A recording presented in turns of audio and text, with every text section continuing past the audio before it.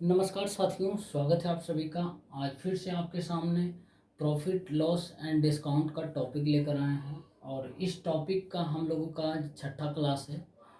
और इस टॉपिक के आज जितने भी इम्पोर्टेंट क्वेश्चन बनते हैं उन सभी को हम डिस्कस करेंगे, पूरे डिटेल में जानेंगे और बेसिक मेथड्स के माध्यम से भी जानेंगे। जो क्वेश्चन लगेगा ट्रिक के माध्यम से हम सॉल्व कर लें, उसको ट्रिक के माध्यम से हम बताएंगे, ठीक है ना।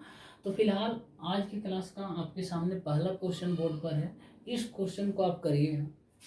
बोल रहा कि कोई धनराशि जो है ना इस प्रकार निवेश की गई कि उसके 1/3 भाग पर जो है ना वो 5% लाभ, 1/5 भाग पर जो है ना 7% का लाभ तथा शेष पर जो है ना 10% हानि होती है।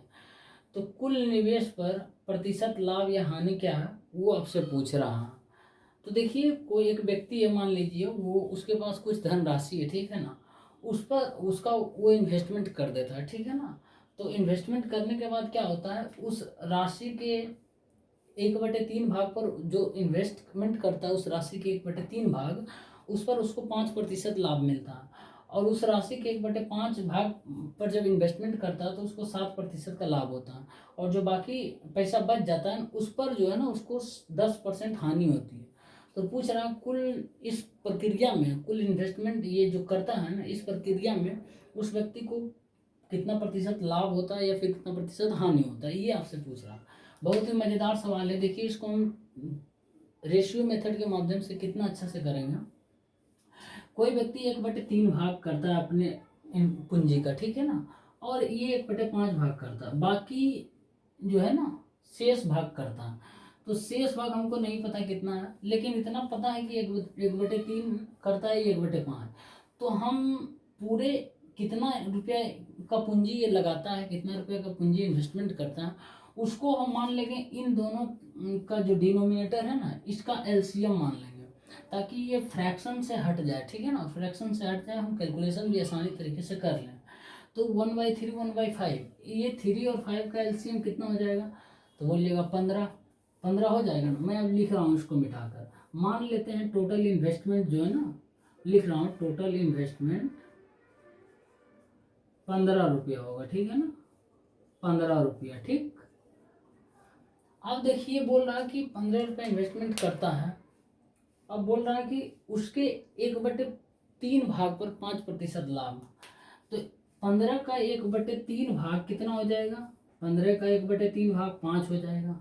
5 रुपया का इन्वेस्टमेंट करता है। उसके बाद 1/5 भाग पर, यानी 15 का फिर 1/5 भाग कितना हो जाएगा, 1/5 भाग हो जाएगा 3 रुपया।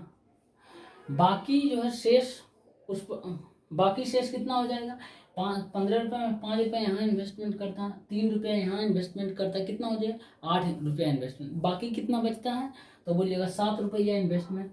ये 7 रुपया इन्वेस्टमेंट करता है बाकी, और इस पर जो 10% की हानि होती है।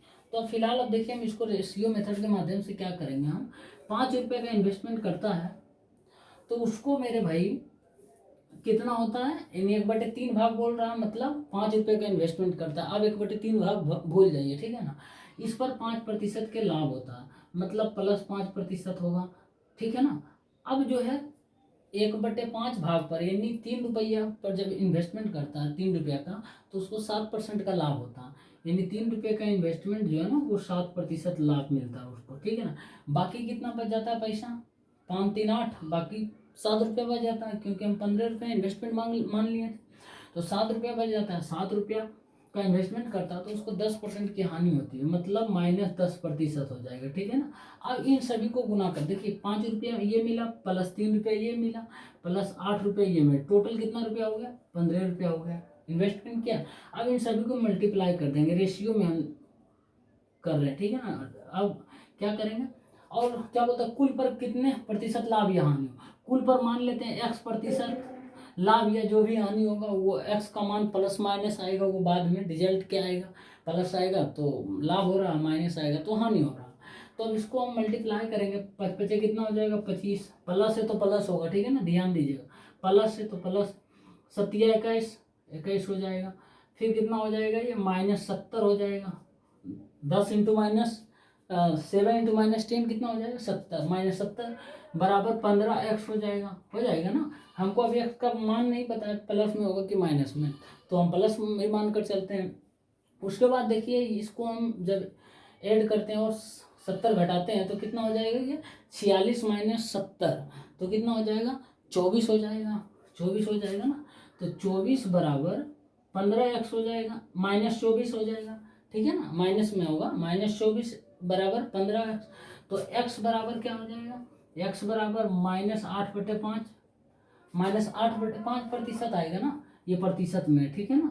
तो यही आपसे पूछ रहा था, टोटल बस जो है ना कुल निवेश पर यानी 15 रुपये पर कितना इन्वेस्टमेंट लाभ होता है या हानि। तो हम मान लेते हैं x% लाभ हुआ होगा, लेकिन लाभ हुआ होगा ये तो हम प्लस मान लिए, क्योंकि साइन आगे डिपेंड करेगा क्या आ रहा है रिजल्टेंट। तो रिजल्टेंट माइनस में आ रहा है, तो -8/5% का जो है ना वो हानि होगा, ठीक है ना। मैं लिख देता हूँ माइनस, यही साइन इंडिकेट करता है हानि का, ठीक है ना।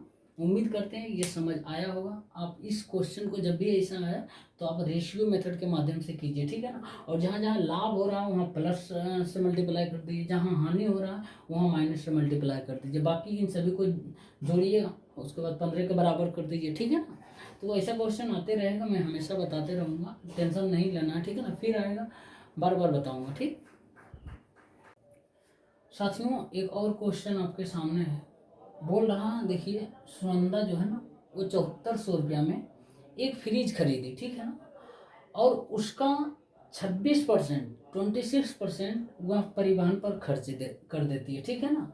यदि वह 1200 का शुद्ध लाभ कमाना चाहती है तो उसे फ्रिज की खरीद कीमत में जो है ना लगभग कितना प्रतिशत जोड़ लेना चाहिए। तो देखिए फ्रिज की कीमत में बोल रहा हूँ, फ्रिज की कीमत में, ठीक है ना। तो पहले देखते हैं सुनंदा जो है फ्रिज कितना रुपए में खरीदती है। तो फ्रिज का कीमत जो हो जाएगा वो हो जाएगा 7400 रुपये, 7400 रुपये में खरीदती है। उसके बाद फिर उसको 26% जो है परिवहन पर खर्च करना पड़ता है। 26% किसका, तो जितना रुपए में फ्रिज खरीदी ना उसी का 26% वो ट्रांसपोर्ट पर खर्च करती है, मतलब घर मंगाने के लिए वो खर्च करती है।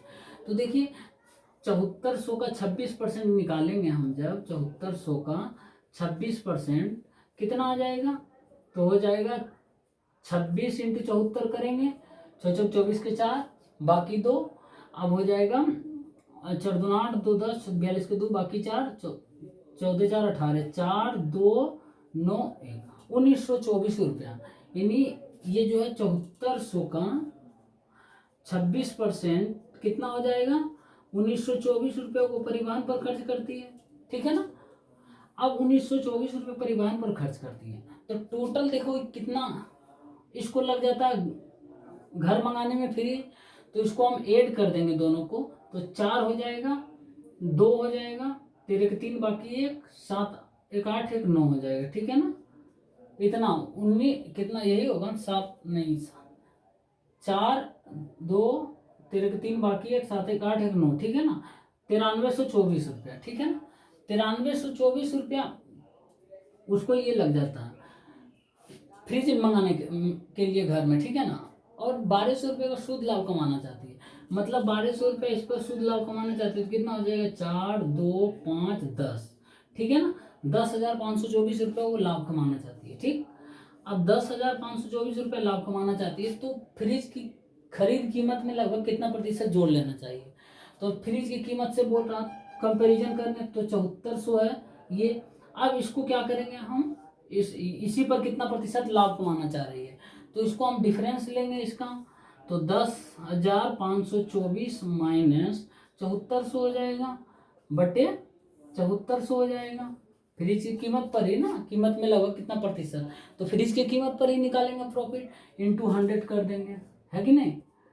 अब देखिए क्या होगा, अब जो है 2 0 खत्म, इसको हम यदि सब्ट्रैक्ट करते हैं तो देखिए 4 हो जाएगा, ये 8 हो जाएगा, तो ये हो जाएगा 0 हो जाएगा 3 384 है, 3084 बटे 74, इसको हम डिवाइड करते हैं तो कितना हो जाएगा 37 और ये हो जाएगा 15 42, ठीक है ना। ठीक है, 5 1 6, ठीक है, 7 3 10। अब इसको 15 42/37 को से हम डिवाइड मारते हैं ना, तो कितना होगा? 37 से चौका 28 के 8 बाकी जो 148 आ रहा है, ठीक है ना। उसके बाद 48 6 आ रहा, 2 37 एकम 37, ठीक है ना। तो कितना आ जाएगा? 25 आ जाएगा, 5 2 7, ठीक है, 12 के 2 बाकी 3, हाँ 25 आएगा। फिर एक शून्य आएगा, 37 गुने कितना आ जाएगा? 250, तो 37 नमा 9 37 63 के 3 बाकी 6, 9 3 27 33, बिल्कुल नहीं, 8 7 8 7 49 के 9 बाकी 4 21 4 25, ठीक है ना। लगभग 7 आ रहा है, ठीक है ना। तो लगभग 6 ही आ रहा है, हालांकि 41.6%, ठीक है ना। और यही आपसे पूछ रहा था कि कितना आएगा, प्रॉफिट कितना होगा। तो इसका आंसर क्या हो जाएगा? 41.6% प्रॉफिट हो जाएगा, ठीक है ना। फ्रिज की कीमत पर पूछ रहा, मतलब 7400 पर, ठीक है ना। बहुत ही इजी क्वेश्चन था, बस कैलकुलेशन करना था थोड़ा सा, ठीक है ना। मेरे भाई एक और क्वेश्चन है, देखिए। इस क्वेश्चन को मैं टॉप 100 क्वेश्चन की सीरीज में बता चुका हूँ। जो भाई नहीं देखे हैं वो जरूर जाकर टॉप 100 क्वेश्चन की सीरीज देखिए, बहुत ही बेनिफिशियल होगा आप लोगों के लिए। फिलहाल देखिए, इस क्वेश्चन को बोल रहा है कि रुपया में जो है ना, 4 सामान की दर से बेचकर एक आदमी को 4% की हानि होती है, ठीक। यदि रुपया में हुआ 3 सामान बेचा होता तो लाभ प्रतिशत कितना होता? तो देखिए, मैं ऐसा क्वेश्चन को क्या बताता हूँ करने का तरीका, कि आप जो है ना, रुपया को हमेशा ऊपर रखिए और वस्तु को नीचे रखिए, और इन दोनों का रेशियो जो होता है ना, वस्तु और रुपया का रेशियो, बस रुपया और वस्तु का रेशियो होता है ना, वो क्रय मूल्य होता है, यानी 100% होता है। रुपया में 4 सामान, मतलब 1 रुपया में 4 की सामान की दर से बेचता है, तो 1/4 हो जाएगा। 1/4, एक क्या है? रुपया है, यहाँ क्या है? वस्तु है, ठीक है ना। और ये क्या हो जाएगा मेरे भाई? ये 100% होता है। 100% होता है ये क्रय मूल्य, लेकिन यहाँ बोल रहा है बेचने से एक व्यक्ति को 4% की हानि होती है। मतलब 1/4 बराबर जो होता है वो 4% हानि होता है, मतलब 96। 96 का मान 1/4 है, ठीक है ना। यदि रुपया में वह 3 सामान बेचा होता, मतलब अब यहाँ पर क्या होता है, यानी 1/3 होता। यहाँ 1 रुपया है, यहाँ 3 क्या है? वस्तु है। तो 1/3 का मान आपसे पूछ रहा, तो 1/4 बराबर 96 है, तो 1/3 का मान कितना हो जाएगा? तो बोलिएगा 96 × 4 × 1/3 हो जाएगा, ठीक है ना। ये 1 नीचे तो खत्म ही हो जाएगा, तो 32 हो जाएगा। 32 गुने 4 कीजिएगा तो 8 4 12। अब ये 128 आया, तो 128 आया तो कितना? 100 से कंपेरिजन करना है यहाँ पर, ठीक है, देखना 100 से प्लस है या माइनस है। तो 100 से यहाँ प्लस है, प्लस है तो मतलब 100 से ज़्यादा, मतलब लाभ हो रहा। तो और हम कॉस्ट प्राइस जो 100% मान कर चलते हैं, ठीक है ना, इसलिए तो यहाँ 100 में से 4 घटाएं 96 है, ठीक है ना। 4% हानि हो रहा है, तो 128 से कितना ज़्यादा है? तो 28 है, तो प्लस 28% जो है ना, वो लाभ हो जाएगा, ठीक है ना। और आपसे यही पूछ रहा था, लाभ कितना प्रतिशत होगा, ठीक है ना। उम्मीद करते हैं समझ आया होगा, और बताएं भी, एक बार नहीं बहुत बार बताएं इसका क्वेश्चन, फिर बताएंगे जब आएगा क्वेश्चन तब बताएंगे, ठीक। अब देखिए, एक और क्वेश्चन है, और इस तरीके का क्वेश्चन को मैंने इसी क्लास में आज बता दिया हूँ, तो आप इस क्वेश्चन को खुद से करिए, ठीक है। बोल रहा है कि एक दुकानदार जो है ना, 1/3 सामानों को 15% हानि पर बेचा, ठीक। शेष सामानों को वह कितना प्रतिशत लाभ पर बेचे कि संपूर्ण लेन देन पर वह जो 10% का लाभ प्राप्त कर सके। मेरे भाई, जब भी ऐसा क्वेश्चन आता है, मैं आपको हमेशा बताता हूँ, इस क्वेश्चन को बेस्ट तरीके से आप रेशियो मेथड के माध्यम से ही कर सकते हैं, ठीक है ना। बहुत ही बढ़िया अप्रोच है और सुटेबल है, बहुत तेज़ी से आप क्वेश्चन को सोल्व कर पाइएगा। तो बोल रहा है 1/3 सामानों को, 1/3 सामानों को मतलब मान लेते हैं, और बाकी कोई दिया नहीं, 1/4 और बाकी कुछ नहीं दिया, सिर्फ 1/3। इससे हमको एक क्लू मिलता है कि मान लेते हैं टोटल 3 सामान वो खरीदता है, ठीक है ना। तो 3 सामान टोटल खरीदता है, तो इसका 1/3 का मतलब क्या हो जाएगा? 1/3 का मतलब एक सामान जो है, ये 15% हानि पर, तो 15% हानि पर माइनस 15% हो जाएगा एक सामान ये। अब बाकी शेष सामान, तो बाकी शेष सामान कितना बचता है? तो 2 बचता है। टोटल 3 सामान माने हैं, तो एक सामान 15% हानि पर क्या करता है, बेचता है, और शेष सामान जो बचता है यानी 2 सामान, उसको कितना प्रतिशत लाभ पर बेचे हैं। तो हमको नहीं पता लाभ पर कितना, मान लेते हैं x% लाभ पर बेचता है, ठीक है ना। तो संपूर्ण लेन देन पर उसको 10% का लाभ प्राप्त हो। तो संपूर्ण लेन देन पर मतलब टोटल 3 है, इस पर 10% का लाभ प्राप्त हो, मतलब प्लस 10%, ठीक है ना। तो 10%, अब इसको हम क्या करेंगे, मैंने आपको बताया ना कि इसको मल्टीप्लाई कर देना, ठीक है ना। सभी को मल्टीप्लाई करके जैसे उसको हम जोड़ देना, ठीक है ना। अब देखिए क्या है कि -15 इंटू 1 कितना हो जाएगा, तो -15% हो जाएगा ना। फिर ये +2x% हो जाएगा, बराबर कितना हो जाएगा, +30 हो जाएगा ना।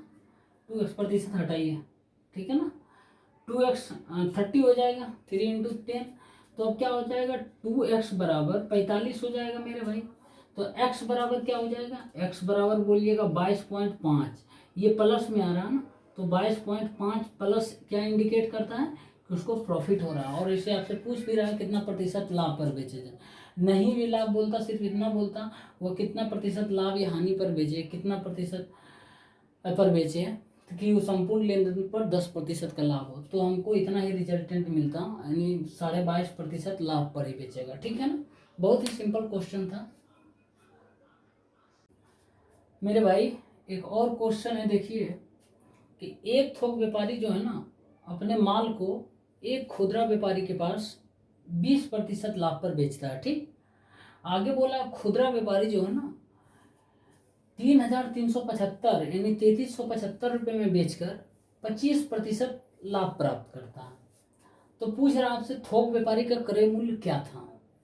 तो थोक व्यापारी का क्रय मूल्य क्या होगा, ये आपसे पूछ रहा है। तो मान लेते हैं थोक व्यापारी का क्रय मूल्य कितना माने, 100 मान लेते हैं।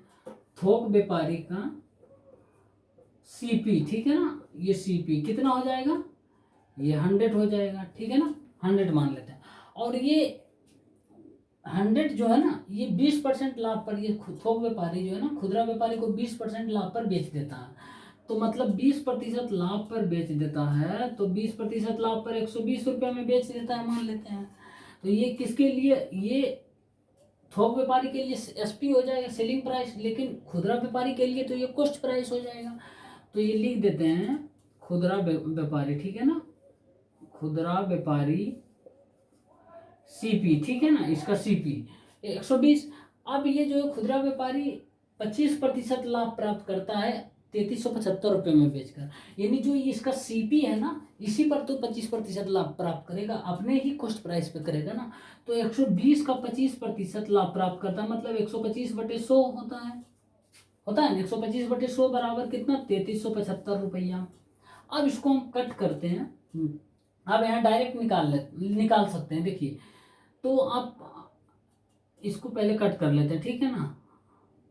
2 × 10, 25 × 25 से 6, 25 का 150, 150 बराबर हो जाएगा 3,375 है।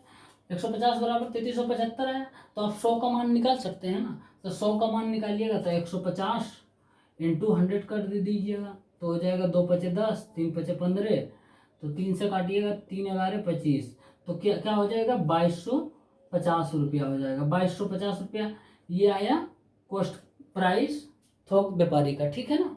बहुत ही अच्छा क्वेश्चन था, लेकिन यहाँ थोड़ा सा समझने वाली चीज़ थी कि ये जो खुदरा व्यापारी है 25% लाभ कमाता है 3,375 रुपये में जब वो सामान को बेचता है, तो 25% लाभ कमाएगा, इसे अपना क्रय मूल्य पर ही तो कमाएगा ना। तो इसका क्रय मूल्य 120 है, ठीक है ना। तो 120 पर ही 25% लाभ कमा रहा है, मतलब 125/100 बताया ना कि जितना लाभ होगा उतना 100 से प्लस माइनस कर देना है, या हानि होगा।